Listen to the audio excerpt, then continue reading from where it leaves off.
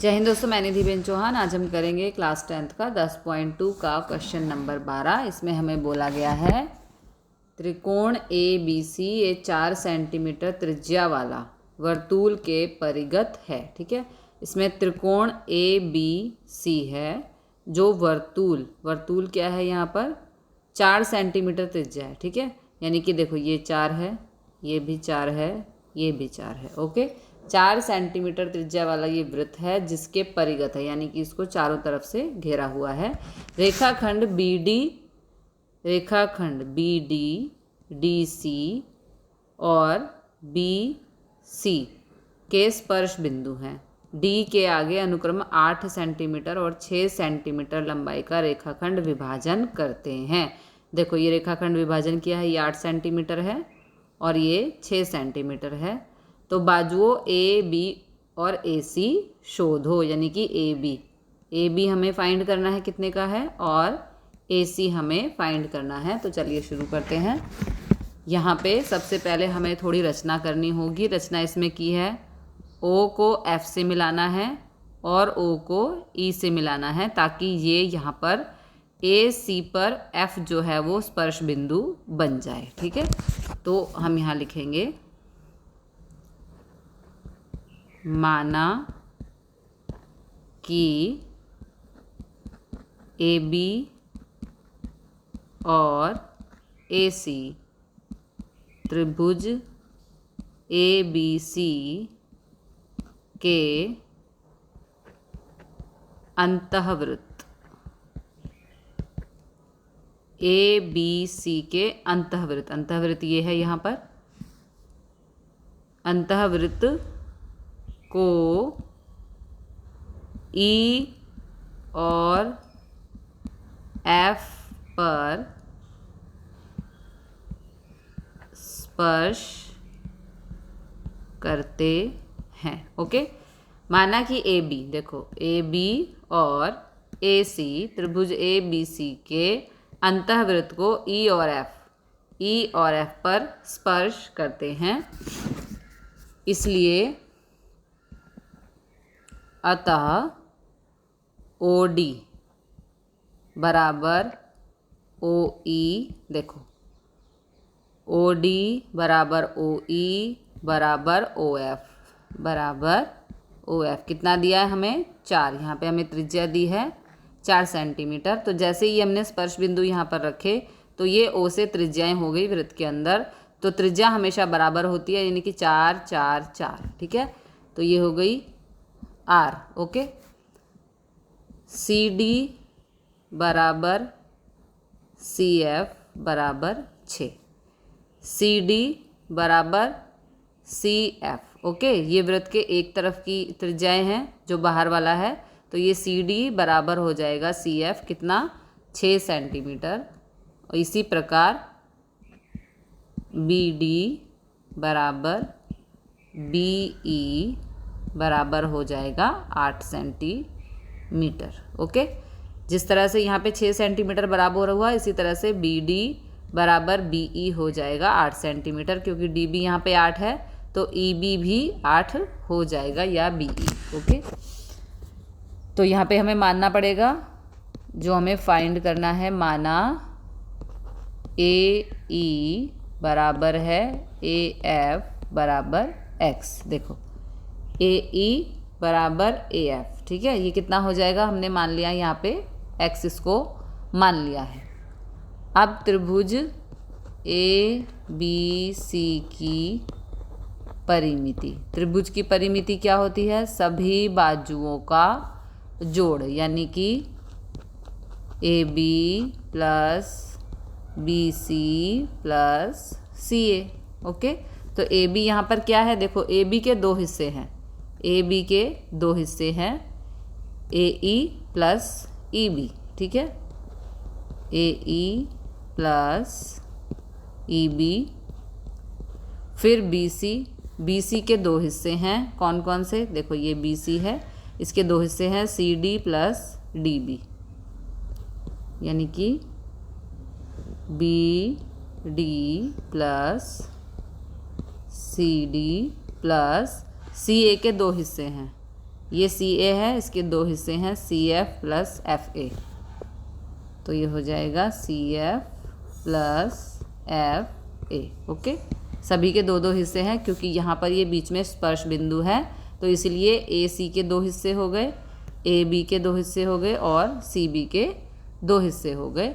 अब हमने यहाँ पे ए ई को क्या माना है, एक्स, ठीक है, तो यहाँ पे हम लिख देंगे x plus B E B कितना है यहाँ पर, ई बी 8 है, ठीक है, ये हमने यहाँ पे निकाला था, देखो B E 8। Okay, now B D कितना है यहाँ पर, वो भी 8 है, तो हम यहाँ पर 8 लिख देंगे।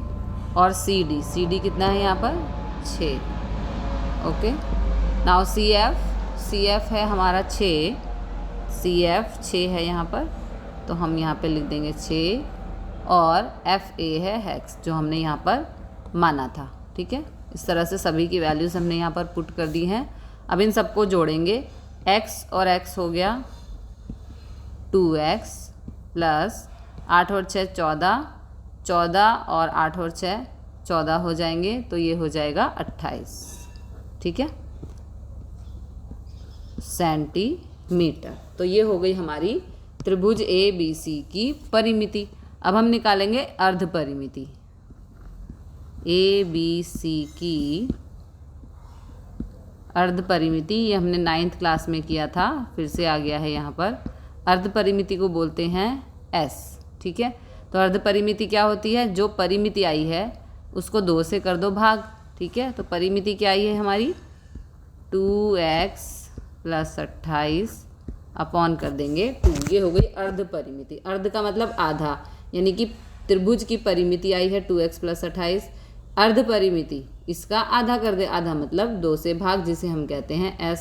तो 2 से भाग देखो कैसे करेंगे, 2x/2 प्लस 28/2, यानी कि ये 2x के नीचे भी है और ये 28 के नीचे भी है, तो 2 से 2 कट, यहाँ पे क्या आ गया x, और 2 से यहाँ कट तो x प्लस 14, ये आ गई हमारी अर्ध परिमिति। Okay, x plus 14। आगे के लिए हम अगले पेज पर चलेंगे। अब यहाँ पे हमें लगाना पड़ेगा हेरोन का सूत्र भी, जो भी हमने 9th क्लास में पढ़ा था। हेरोन का सूत्र था s माइनस a। अभी मैं आपको लिख के बताती हूँ। हेरोन का सूत्र त्रिभुज ए बी सी का क्षेत्रफल, ए बी सी का क्षेत्रफल हेरोन के सूत्र से भी यहाँ निकालना होगा, तो वो होता है हमारा s minus a, s minus b और s माइनस c पे आ जाएगा रूट। इसे कहते हैं हेरोन के सूत्र से त्रिभुज का क्षेत्रफल निकालना। तो s हमारा क्या आया है, यानी कि अर्ध परिमिति x प्लस 14। ओके, अब s माइनस a, तो s क्या है, x प्लस 14 और a है हमारा माइनस 14, ठीक है। यहाँ पर s यानी कि x प्लस 14 और b है हमारा माइनस x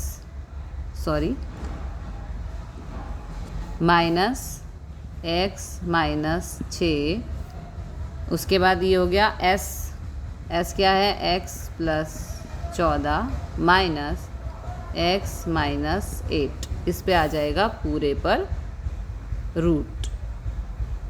ओके, ये हमने यहाँ पर हेरोन का सूत्र लगा दिया। s है हमारा x plus 14, s minus a, s minus b और s माइनस c।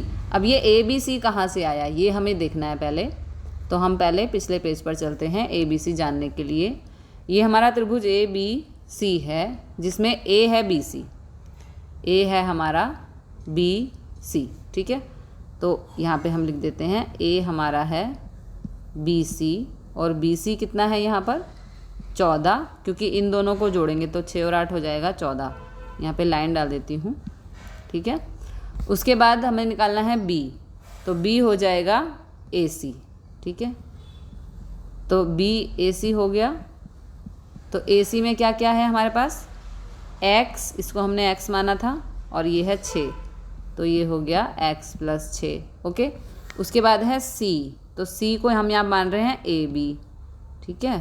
तो ए बी में क्या क्या है हमारे पास, ए बी में है x+8, क्योंकि ए ई को हमने x माना था और यहाँ पर डी भी 8 है, इसलिए ई बी हो जाएगा 8, ठीक है। तो इस तरह से हमारे ए बी सी निकल के आए 14, x+6 और x+8, ठीक है। तो हमने यहाँ पर ये ए है, ठीक है, 14, और ये बी है, बी क्या था हमारा x+6, लेकिन यहाँ पे माइनस था ना, तो इसलिए यहाँ माइनस लगाने के बाद इन दोनों के निशान बदल जाएंगे। इसी तरह यहाँ पर सी है हमारा x+8, लेकिन यहाँ माइनस है, तो इसलिए अंदर के दोनों निशान बदल जाएंगे, ठीक है। हमने यहाँ पे रूट लगा दिया, हेरोन का सूत्र भी लगा दिया है। अब इसे हम कर लेंगे सॉल्व। तो यहाँ पर देखिए 14 से 14 कट, ये हो गया x, यहाँ पर बचा x+14, और यहाँ पे x से x कैंसिल, 14 में से 6 गया तो 8, x से x कैंसिल, 14 में से 8 गया तो यहाँ पे बचा 6, और सब पे आ जाएगा रूट। इसे हम थोड़ा सॉल्व कर लेते हैं, इसको हम नहीं सॉल्व करेंगे। 6 8 48 और x, तो ये हो जाएगा 48x, और यहाँ पे हो जाएगा x+14, और इस पे आ जाएगा रूट, ठीक है। इसको हमने थोड़ा सा सॉल्व किया, जो लेकिन ब्रैकेट में है उसको अभी यहाँ पर हमने छोड़ दिया है, ठीक है। अब यहाँ पर जो त्रिभुज के क्षेत्रफल हैं, 2 क्षेत्रफल आए हैं हमारे, इसको हम नाम देंगे एक। अब त्रिभुज ए बी सी का क्षेत्रफल, ए बी सी का क्षेत्रफल, तो इसमें हम तीनों आकृति जो हमारे 3 है ना त्रिभुज, देखो एक बार आकृति पे चलते हैं। ओ ए बी, देखो ओ ए बी का क्षेत्रफल, फिर ओ बी सी का, और फिर ओ सी ए का क्षेत्रफल हम निकालेंगे दूसरे फार्मूले से। तो चलिए निकाल लेते हैं। त्रिभुज ओ ए बी का तीनों हिस्सों का निकालना है, प्लस त्रिभुज ओ बी सी का क्षेत्रफल, प्लस त्रिभुज ओ सी ए का क्षेत्रफल, ठीक है। जो अंदर के त्रिभुज हैं उनका हमें निकालना है, तो इसके लिए सूत्र होता है आधा, यानी कि 1/2 गुणा आधार गुणा लंब। तो एक बार ये आकृति पे चलते हैं। देखो सबसे पहला है ओ ए बी, यानी कि ओ ए बी, तो इसमें लंब है ओ ई और आधार है ए बी, ठीक है। इस तरह से यहाँ पे लंब हो जाएगा ओ डी और यहाँ पर लंब हो जाएगा ओ ई, ठीक है। तो इन सब वैल्यूज़ को रखते हुए हम यहाँ पर सूत्र लगाएंगे। तो ए बी सी में, सॉरी पहला है ओ ए बी, मुझे यहाँ से इसको डिलीट करना होगा। पहला जो हिस्सा है हम वो लिखेंगे ओ A B, O A B, उसके बाद है ओ बी सी, और उसके बाद है ओ सी, ये तीनों हिस्से हैं। तो आधा गुणा ए बी, इसमें ए बी है हमारा लंब, सॉरी आधार, और ओ ई है यहाँ पर लंब, ठीक है, प्लस आधा गुणा बी सी गुणा ओ डी, ओ डी है हमारा लंब और बी सी है इसमें आधार, आधा गुणा सी ए गुणा ओ एफ है लंब और सी ए है आधार। अब इन सब की वैल्यूज़ को यहाँ पर हम पुट कर देंगे। तो 1/2 गुणा ए बी हमें नहीं पता, गुणा ओ ई है इसमें 4 जो हमारी त्रिज्या थी, है ना। देखो एक बार देख लेते हैं, ये देखो ये हमारी त्रिज्या थी ना, ये सभी में 4 4 आ जाएगी, ठीक है।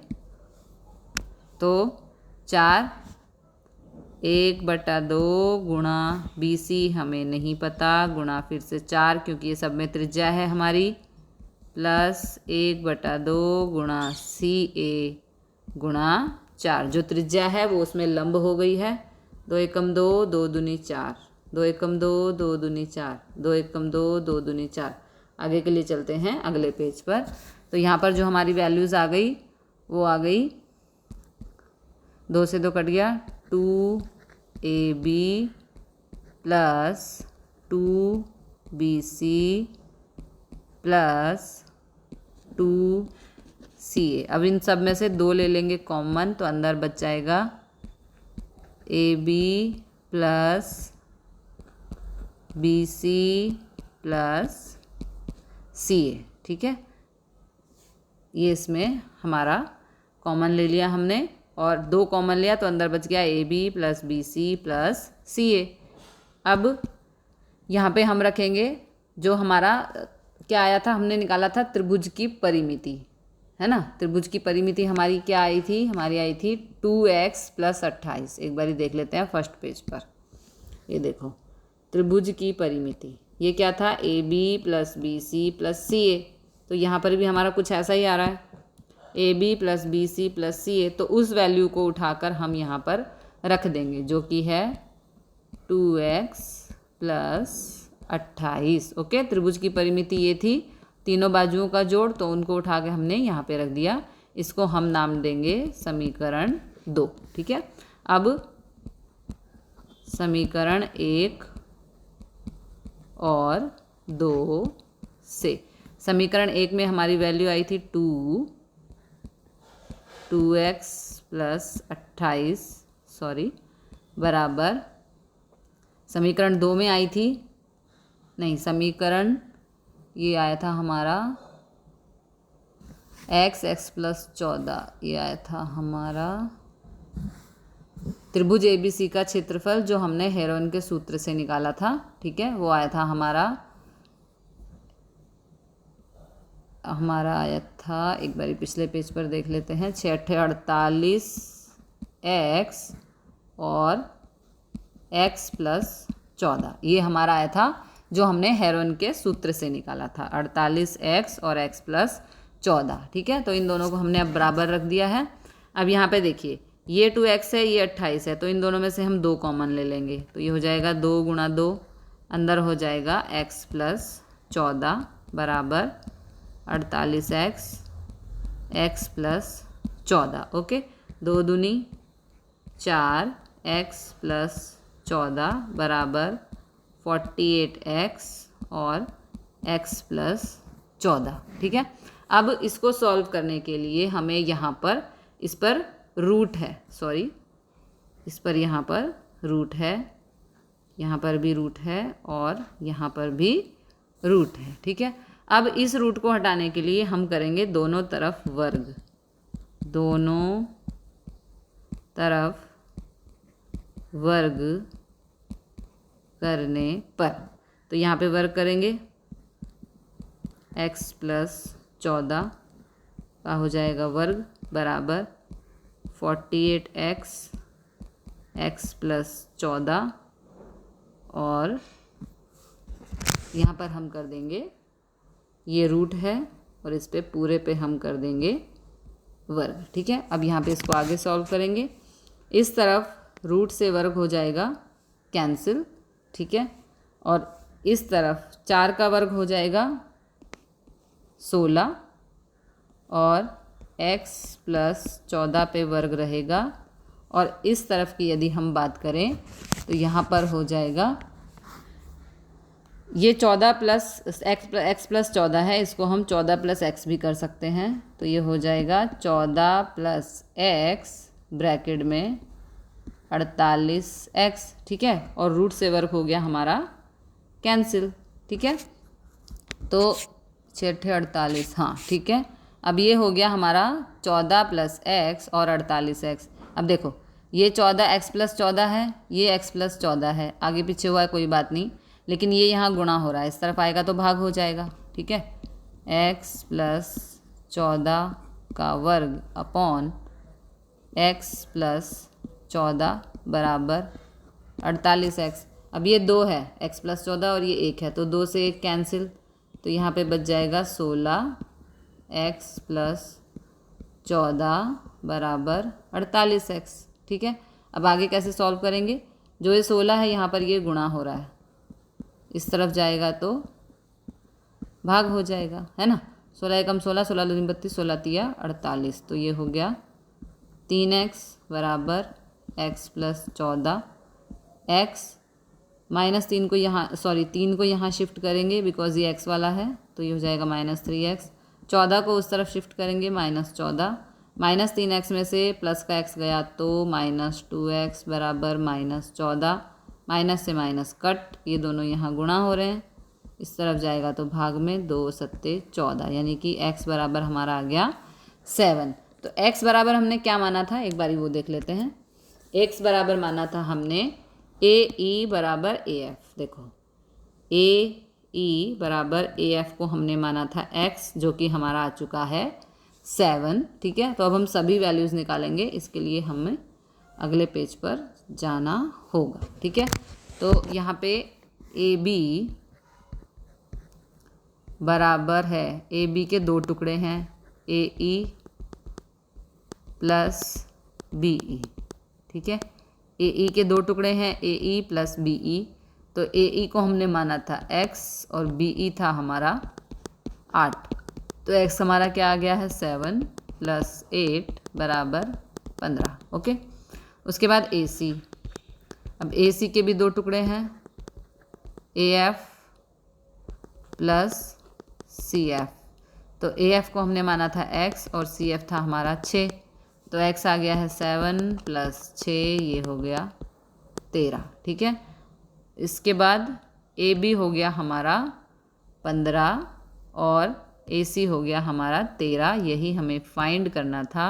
क्वेश्चन में हमें पूछा था AB और AC फाइंड करो, जबकि हमें CB यहाँ पे दिया था, जिसके 2 हिस्से थे 6 और 8। तो इसको हमें निकालने के लिए त्रिभुज के सभी फार्मूलों का यूज़ करना पड़ा। सबसे पहले हमने त्रिभुज की परिमिति, फिर अर्ध परिमिति का मतलब होता है जो परिमिति है उसको 2 से कर दो भाग, बिकॉज अर्ध है ना, और उसको हम बोलते हैं S। तो यहाँ पे देखो AB हो गया BC क्या है BC। ठीक है, इसको हमने A माना, क्योंकि जब हम त्रिभुज की कौन सा फार्मूला लगाते हैं, देखो हमने 2 नंबर पे लगाया है, जब हम हेरोन का सूत्र लगाते हैं तो हमें ABC की ज़रूरत होती है।